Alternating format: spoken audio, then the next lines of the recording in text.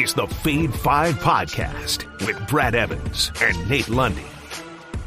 Place your bets, you jackwagons! Brad the Big Noise Evans here, joined by the good son, Nathaniel Lundy. 'Tis indeed the Fade 5 Podcast. And on this Manic Monday, we got tickets in hand, and they are firmly clutched because we are riding on the Hong Kong Plus Buzz. Lundy, your favorite wager on the board, more likely going to be Monday Night Football related with baseball off for a day before the playoffs start, or maybe it's the future in the MLB postseason. What catches your eye? Plus 100 odds or greater. Yeah, actually, because we won't have a pod again until Thursday for a little Thursday night football on Amazon Prime. Be sure to, order some notebook paper while you're watching. I am actually going to look ahead to tomorrow's baseball action. Officially, as of tape time, the Texas Rangers have not announced who's going to start for them in Game 1 at Tampa. However, there is some speculation that it's going to be Jordan Montgomery, who's going to be on the bump for them. I've seen that kind of floated out there a little bit, and Montgomery's looked pretty good since he came over from St. Louis. His ERA with Texas is actually sub 2.8. since that trade. So he has kept teams in check. And if you go and look, at no point in time this season has Tampa seen Montgomery. He hasn't had a chance to face off with the Rays. I can't tell you whether Texas is going to win the series or not, Brad, but if it is Montgomery, and hopefully we'll find out later today, I'm going to take the Rangers to take Game 1 straight up money line plus 125. I think the Rangers have so much firepower on this team. I think they can get to Glasnow. I really do. And so at plus 125 on the money line, I'm going to take the Texas Rangers to take Game 1 tomorrow. Now, this is the first game of the day tomorrow. This is a 1 o'clock Eastern time first pitch from down in America's Wang. So make sure that you get your ticket in on this one if you agree with me, or you could fade the living shit out of me if you want to. But, and tell you what, I was looking ahead at baseball because, frankly, over the last couple of weeks, folks, baseball's where I've been making my money. And so Brad gave up. I understand. Brad's a quitter. But I decided to stick with the MLB, and I have actually been cashing some tickets. So immediately when these matchups were set, I started looking at some of them, and that's one of my favorites. But I'll tell you what, I got more coming up in a bonus time for you. I'll give you a little early bonus time. If it is indeed Jordan Montgomery on the bump, keep an eye out on the over-under on outs. If it's at like 17.5 or lower, it's probably going to be 16.5 or 17.5. Only go a full 6 innings. I say hells to the yes. I would slam the over on that. And you're right, the Rangers seem to have righted the ship offensively after that outage, that lull they had just a couple of weeks ago. So, A-OK, I'm going to pop off on a Texas Ranger wager or 3 as well. What else you got? By the way, just real quick on that one, the plus 125, those are the best odds. That's at BetMGM. It's actually down at like plus 110, 112 at like DraftKings, Caesars, etc. So BetMGM has the best odds on Texas on the money line to take Game 1. Yep, great call there. My plus wager on Monday Night Football. We're going back to the Big Apple, and I say Seattle takes a bite out of that Big Apple on this SGP. Give me the Hawks. Plus 3.5 on that alt line, and I'm going to take the total down. I believe it's like 47.5. I'm going to take it down to 39.5. Will there be 40 or more combined points? I say, hails to the yes, there will. So Seattle plus 3.5. Over on that alt total of 39.5. You can get that at plus money, plus 105 right now. And I put this together at DraftKings Sportsbook, and I'm merely following the EPA data that is available. Shockingly, Seattle, number 4 in the National Football League in EPA offense to begin the season. A little bit lackluster defensively, so that bakes in to that over on the 39.5. Number 27 in EPA defense. Meanwhile, the Giants, obviously scoring has been a chore except for the second half of that game in Arizona. Just number 27 in EPA offense, but number 30. Only the Bears and Broncos are lower than them in total EPA defense. You look at both these teams, They have gone over this proposed alt line on the total in every single game this season, both Seattle and New York. And I believe the Hawks, if they do lose this, the line's been tumbling down a little bit here of late. I think they're going to lose it by only a field goal. So to recap, SGP, Seattle plus 3.5, and the over 39.5 on both those alt lines. Put them together, plus 105 at DraftKings. With those bets on the board, let's get after it with another edition of the Fade 5. Number 5.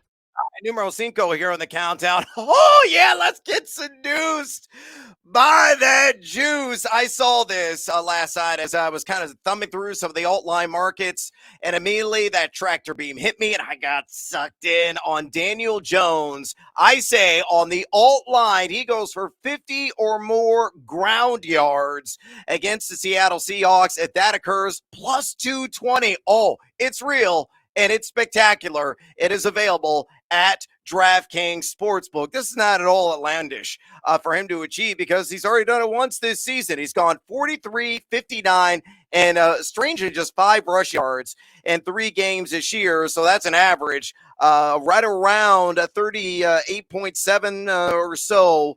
Give or take. But regardless, a guy that has a pretty vigorous workload. He is averaging 8.0 rush attempts per game. And you look at Seattle, I mean, they haven't really faced anybody that bolts on the ground. It's Matt Stafford, Jared Goff, and the Red Rifle Andy Dalton. And they gave up 11, 0, and 11 respectively to those 3 pocket-tied quarterbacks. Now, Seattle, number 9 in EPA rush defense. So that plays into this. But again, no Saquon Barkley. Matt Breida is going to be your starting running back. Who is going to be the leading rusher for the New York Giants in this game? I believe it's Daniel Jones with our designed or opportunistic run. So clackety-clack, I will roll the dice. He eclipses 50 rush yards if he does so against the Hawks, plus 220 available at DraftKings. Lundy, fade or follow. Look at you getting sucked in on the 2-to-1 payday here early. Jeez. You're just like, I don't even care. I don't even care about the normal line. I'm just hey, man, I'm down this week. I'm down almost 4 units, and I made a lot of it back, thank God, in that Sunday night affair. Thank you, Isaiah Pacheco. Yeah, thank you for Isaiah Pacheco, who managed to get the job done for you. I was on my wife's grandfather's farm in western Kansas over the weekend. So those of you that maybe were trying to hit up the spreadsheet over the weekend and you were like, where the F is Lundy? That's why, okay? Because when you're in western Kansas, folks, a couple of tin cans and some string are basically connecting farmhouse to farmhouse as we were out there. Look, and I love it. I absolutely love her family. It's fun to be able to go see them, but I really am in the middle of nowhere when I'm there. At one point, Brad, true story, I went up, I took a walk on Sunday morning up to the top of this hill. So like I can see cows and shit, right? Yeah. But I'm on top of this, and literally cow shit too. I'm up on top of this hill.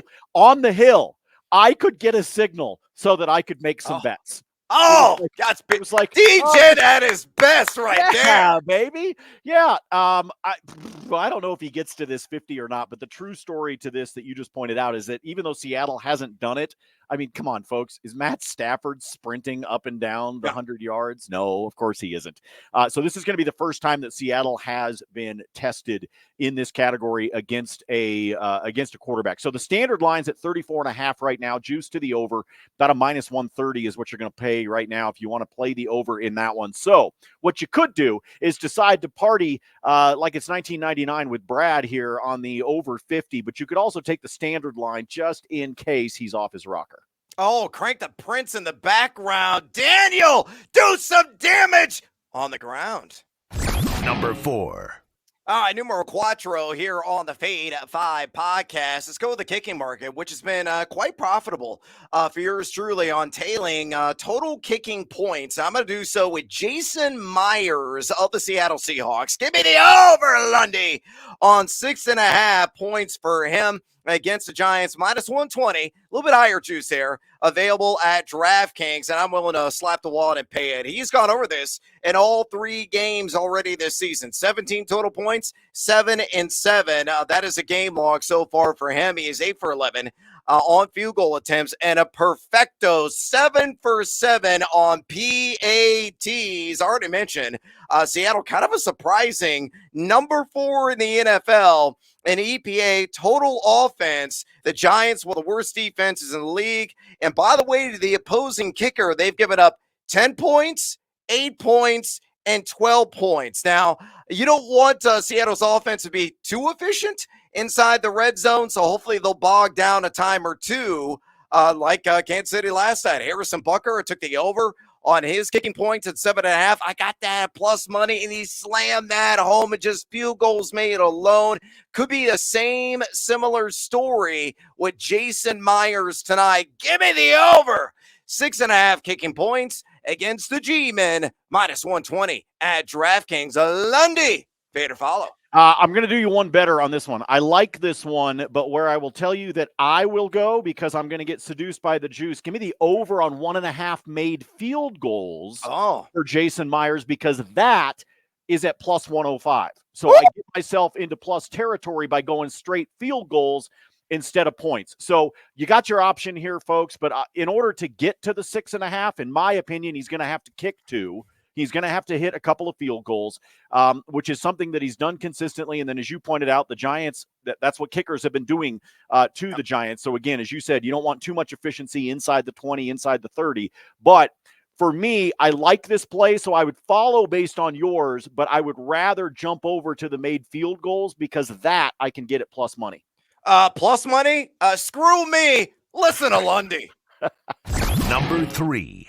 All right, numero Trace here on the Fade 5 countdown. DK Metcalf. He is going to catch a deep ball or maybe 3 in this one. I just need 1 for a sizable gain. Give me the over 22.5 yards on his longest reception, minus 115.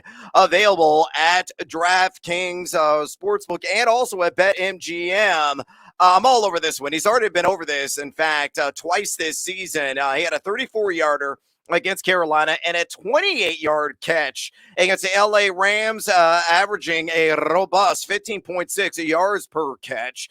He's number 20 in average depth of target at 13.8, top 10 in yards per target at 12.3. Really revs the engine outside the numbers and should be able to take advantage of Deontay Banks of the Giants in that secondary. Now, Banks only given up at 10.1 yards per reception mark this year, but is also allowed close to 100 passer rating to his assignments. The Giants, as a collective, allowing 7.32 pass yards per attempt. But again, DK, I just need to catch 1 bomb. And Geno, revenge game could be at play in this one. He's going to try to get that sizable gain on a very inexperienced and green secondary of New York. So fade or follow, DK Metcalf over 22.5 yards, longest catch, minus 115. MGM or DraftKings? What do you say, Lundy? I like this one. I want to make sure Geno's got some time, though. That's going to be important here because I think the Giants are going to dial up the pressure here. I think they're going to try. Wait a second. The Giants are second to last in the league in sack percentage. They get their first sack until the first series last week against the San Francisco 49ers. I know because I bet against that event happening, and of course it happened in like the first 5 minutes of the game. But continue. I still want to see Geno have time. I want to see him have time. The Giants are going to come after him. Okay, they're going to try to squeeze the pocket on him. They're going to try to make him, make dumb decisions. I think that's probably what they're going to try to go for. Now, at the same time, DK's a beast. So you kind of do the old Tyreek Hill trick. F it, he's down there somewhere. And I think Geno can do that when it comes to DK Metcalf. So I like this bet. I think it's going to hit at some point in the contest. But Geno's going to have to be able to get himself that time for DK to get downfield or for DK to get the separation so that he can just break it loose. Under pressure, it does not apply to Geno Smith. He'll have oodles of time to hook up deep with DK Metcalf. Number 2. All right, numero dos here on the Fade 5 podcast. Speaking of Geno and that revenge game narrative, which if you drove down that street was somewhat profitable over the weekend. Started with a nice little bang out there in jolly old England as Calvin Ridley scored an anytime touchdown against his former employer there, the Atlanta Falcons. But anyway, I say Geno, give me the over 1.5 passing touchdowns against his former employer there in the Giants, minus 120, available at BetMGM. Geno has the 7th most red zone pass attempts of any quarterback entering week numero cuatro. Now, he's middle of the road, just number 16 in red zone completion percentage, and he's only gone over this one time in the first 3 games. That was against the Detroit Lions. But again, you look at the Giants, 7.32 pass yards per attempt, 227.0 pass yards per game. But that's a little bit deceiving of a number because the Dallas Cowboys basically signed everybody off the practice squad after halftime and said, hey, here's the ball. Go out there and eat some clock. So that kind of sways a lot of the statistical data that is available. Though Brock Purdy did throw for 2 scores against this Giants secondary, I think Geno makes it back to back. So give me the over 1.5 passing touchdowns against the NYG, minus 120 at BetMGM. Lundy, fair to follow. Take it. 13 out of the 18 games last season, he did this. Yep. He had multiple. So I know he's only done it once this season so far. But if you remove that absolutely disgusting game in week 1 against the Rams, he's looked a hell of a lot better in week 2 as well as week 3. And then like I said, you correlate that back into last season where he did that in the majority of the games. He had multiple touchdowns. Like I said, 13 out of 18 last season. He managed to get to the 2 passing touchdowns, which included that playoff game, by the way. So put all of that together. Like I said, I know the first 3 weeks have been a little bit different, but I'm going to go all the way back into last season and put all of that together and say the odds are in your favor that he's going to manage to jump up above this number. Take it while you can. Maybe make it part of an SGP if you decide you want to, but I like this. I think Geno finds the end zone twice. Oh, snatch some of that action right now on Geno Smith over passing touchdowns. Number 1. Numero uno here on the Fade 5 podcast. And I know there's been some line movement and swaying, and a lot of people are wondering why the hell are people betting on the New York Giants? I'm kind of miffed by the line movement myself. You might say, oh, the Sharps. Oh, no, the Sharps. They got action. There's so much money on the New York side of things. You got to fade everything Seattle. No, that's a giant heaping pile of BS. Give me the over on Kenneth Walker III on 14.5 rush attempts at minus 128, available at Caesar Sportsbook. I know Zach Charbonnet is slowly kind of siphoning off some of the touches in this backfield, but Walker is still the main man. 67.9% opportunity share begin the year. He is top 20 in yards after contact per attempt. Top 6 in missed tackles fours. He went 12, 17, and 18 rush attempts, so trending in the right direction over the first 3 weeks. So over in 2 of 3 games. New York, again, a bit of a turnstile defensively. 4.15 yards per carry they have surrendered on the ground. A pair running backs have run at least 15 times against them. Even if this game is hotly competitive, or somehow Seattle gets a massive lead, because I don't see how the Giants are going to have this just enormous lead where Seattle's going to abandon the run. I say Walker the third will be featured prominently from start to finish and hit the over on 14.5 rush attempts, minus 128 at Caesars. Lundy, my top play of the day. Fade or follow. I like it. Look, even if Charbonneau, which by the way is, I think, an appetizer on an Italian restaurant menu.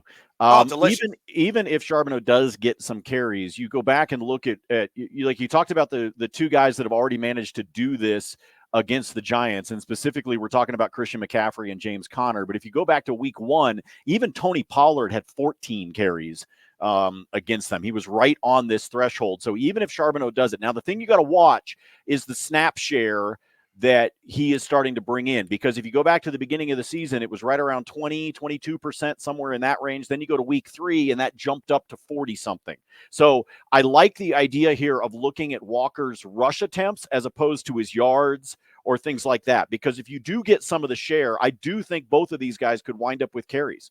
So I think you could wind up with Walker at, I don't know, call it 16, 17 carries. Charbonneau checks in with, 10 maybe against the Giants? Max. But I think regardless, you could wind up being able to cash this one because you're not worried about the yardage. You're looking more at what the rush attempts are, because that snap share that has gone up for Charbonneau is something that I think is worth paying attention to. I think that's part of the reason why you've got some folks that are a little bit leery about Walker. Use that British butler accent. Kenneth Walker the third, I believe, cashes on those rush attempts. What else cashes? It's bonus time. Lundy, whether it's a parlay, whether it's a side, a total, whatever is your pleasure. Maybe it's more MLB action. What else you got on your betting card today, or maybe in the upcoming MLB playoffs? Let me give you a couple more here quickly for this evening. I like Darren Waller on his receiving yards prop, which is juiced up a bit. It's sitting at 47.5. DraftKings has that at a minus 130. If you want to bet that one, the other way you can bring it down is you could play the alt line, which sits at 50. So you could take him for 50 or more. You can bring that down to a minus 110. You look, in my opinion, you look at the Seahawks and the fact that they have been vulnerable to the tight end position. And Seattle does not bring a lot of pressure, but if they try to do any of those kinds of things, Jones may be looking for that little dump off. And, when you don't have Saquon, I don't know. You got to get rid of the ball quickly, Daniel. Get rid of the ball really, really, really quickly. And if that's the case, I think you could be looking at Darren Waller. So if he can get, say, 5 catches, 6 catches, I think he could get up above this number. So again, 47.5 is his standard number. If you want to take it up to the alt line at 50 plus, I don't hate you for that one at a minus 120, or decide to back it into a same game parlay if you decide you want to go that route. Talking about Daniel Jones, Brad, there's one thing that I know that Daniel Jones does well, and really, really solid across the board, and that's throw picks.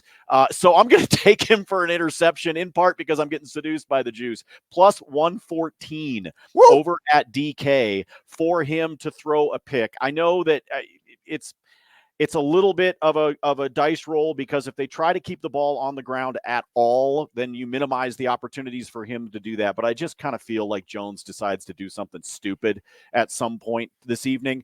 That's not a big stretch for me to assume Daniel Jones will do something stupid. So I'll take him for an INT again at plus odds over at DraftKings. Back to baseball we go. I told you that I had a couple more that I wanted to play with. Gave you the first one, which is I think Texas takes game 1 against Tampa. But there's a couple of the series that I think, frankly, are kind of mismatches. And I want to go specifically to Milwaukee and Arizona. Now, there's a couple ways you can play this, okay? If you take the total number of games, all of them are set at over under 2.5. Obviously, that makes sense, right? These initial rounds here over the course of the next couple of days are just the best of 3. However, for Milwaukee to sweep against the D-backs is plus 200 at DK. Wow. For Milwaukee to just take game 1, game 2, boom, we're done. And I think that could legitimately happen here. So what's funny is the over-under, if you went under 2.5 games, it's minus 110. But if you just take Milwaukee to sweep, it's at a plus 200. So I like that one. The other one that I think could wind up being a sweep is when we look at Philly. Phillies at home against the Miami Marlins. They are at a plus 180 to be able to sweep. So again, I like Milwaukee to sweep against the D-backs. I like Philly to sweep against Miami here in these early ones. Plus 200 for Milwaukee, plus 180 for Philly. And then if you're just feeling frisky because you want to, if you put those two together, I don't know, it jumps to like plus 6 something, plus, I can't even remember. So you might just be like, screw it, I'm going to put $10 on them both to sweep. So there you go. A little bit of early look ahead here for you for baseball. I'm excited about this. I like the postseason. I don't bet on it nearly as much as I do during the regular season, because you and I like player props, Brad, and you know what's going to wind up? This is where pitching starts to dominate as much as anything else. And so I start to dial back. So I was trying to find some value there. One other one real quick, by the way. I told you I like Texas to win the first game. I like the series to go a full 3 games between the Rangers and the Rays, by the way, which you can take the over 2.5, and you can get that at -110 over at DK. Yield the floor to the gentleman from Illinois. All right, Team Ramos, parlay play time. And on this multi-legger, I say both Seattle and the New York Giants score at least 14 points. I say Geno Smith goes for 200-plus pass yards. Darren Waller goes for 40 or more receiving yards. So taking that down on an alt line. And Kenneth Walker III, I need one measly catch. All of those leg cash, you're looking at plus 160 at BetMGM. To give you some context, you do worry about the Giants. Can they actually score 14 points? And again, Seattle is number 27 VPA defense. They have been lackluster, to say the least. I think they're going to have some success, whether they're maybe occasionally on the ground, but more so with Daniel Jones than Matt Breida. So I think they'll find the end zone a couple of times. Seattle, meanwhile, has scored 37 points in back-to-back games. And again, this Giants defense is highly vulnerable, to say the least. Leg numero dos, Geno Smith should be able to get over this with relative ease. He's done this in 2 or 3 games. He's number 10 in adjusted air yards per attempt on the season. Giants giving up 7.32 pass yards per attempt and 227 pass yards per game. He will throw for at least 2 bills. Darren Waller, I agree with Lundy. He mentioned it already. On the standard line, I think he could cruise past that. All I need is 40 yards. Yeah, he's only done it in 1 of 3 games, but he's number 6 among all tight ends in the league in target percentage and number 2 in total air yards. And Seattle's allowed a couple of guys to go over 40 yards at the plus size position already this season. And then Walker the third, 1 catch. He's done in every game. And the Giants have allowed 4 receptions per game to the running back position. So again, Seattle and New York, 14-plus points each. Geno, 200-plus pass yards. Darren Waller, 40-plus receiving yards. And Kenneth Walker III, I need 1 catch. All those occur, plus 160 at BetMGM. Before I go back to the gridiron, I'm going to work in a baseball bet too, Lundy, just to shut you up. I'm going to take the Minnesota Twins to take their series and the Philadelphia Phillies to do the same and take their series. If you take both of those teams to win their series and parlay them at DraftKings plus 177, how do you like them apples, Lundy? Attaboy. Finally getting some baseball action out of you here. I'm proud of you, my man. Great call, by the way. I like the Twins and I like the Phillies. Yeah, Twins are balling right now. No team in Major League Baseball, not even the Bravos, has scored more runs than them since September 1st. It's kind of crazy. Minnesota flying under the radar a little bit, and the pitching staff has also been top 5 in team ERA over the last month. All right, back to the gridiron. I'm going to go back to Kenneth Walker III. I have so much action on this dude. Give me him for an anytime touchdown, -110. The odds have come way down. This opened at -140, for example, at BetMGM. So I think -110 is a decent value here. He's already got 4 touchdowns on the season, 14 total red zone touches as well. That's number 3 among all qualifying running backs. I mentioned New York's woes defensively, number 23 in EPA rush D. They've allowed 4 touchdowns to running back position. So I think Walker III spikes one home tonight. Speaking of Walker III, on this SGP, and maybe you want to put in anytime touchdown, make it even juicier, by all means do so. But on this 2-leg, I'm going to keep it simple, correlate, synergize, and bring it all together. I say he catches 2 balls, and those 2 passes go for at least 10 yards. So 10 plus receiving yards, -110. If you put those together right now at BetMGM, he's run a decent amount of routes. 10 per game is what he's averaging, along with he is number 2 in yards per route run so far in the young year. He's caught 80% of his intended targets, seeing right around 10.4% of the team target share, 10 total targets if you want to strip it down and look at that. He has gone over this in 2 or 3 games. And again, the Giants, they have allowed 40 receiving yards per game and 4 receptions per game to the running back position. So I think Kenneth Walker will do some damage as a pass catcher, as a runner. He's going to be Dear Mr. Fantasy all over the place if you're needing a nice little output from him tonight. And then finally, Lundy, I attended the University of Illinois. The number 1 draft pick for the Seattle Seahawks in last April's draft was none other than the island corner that is Devin Witherspoon. Give me the over on Spoon. 5.5 total tackles plus assists. He has done this in 2 games, because remember, he missed week 1 coming off that hamstring injury. So he went 5 tackles, a little bit limited snap share there in week 2, and then he was full go last week. He had 11 combined in that matchup, and I think he's going to be targeted. He's been targeted 18 times already, only given up a 50% catch rate. He's been outstanding, but if you test him, he's got to, attack in the open field. He can creep in the box, play the run as well. Maybe lasso and wrangle down Daniel Jones in the open field as well. I don't care where he gets there. Just give me the over on 5.5 tackles plus assists, and that's minus 120 at BetMGM. All right, we're out of time here on the Fade 5 podcast. Do us a favor and drop us a rating and a review if you enjoy this broadcast, and follow Nate Lundy on the X at Nate Lundy, and follow me on the X at Noisy Huevos. Program reminder, Lundy is on vacation. He's going to Mexico, Mas Tequila, my friend, for the next few days. I am in Las Vegas to see you two with the Sphere, believe it or not, on Thursday. So I will try to roll out a solo edition of the Fade 5 before the Bears-Commanders game. You have to bet on it in order to actually watch a single second of it. The Bears are just terrible. Taking over everything Commanders in that game.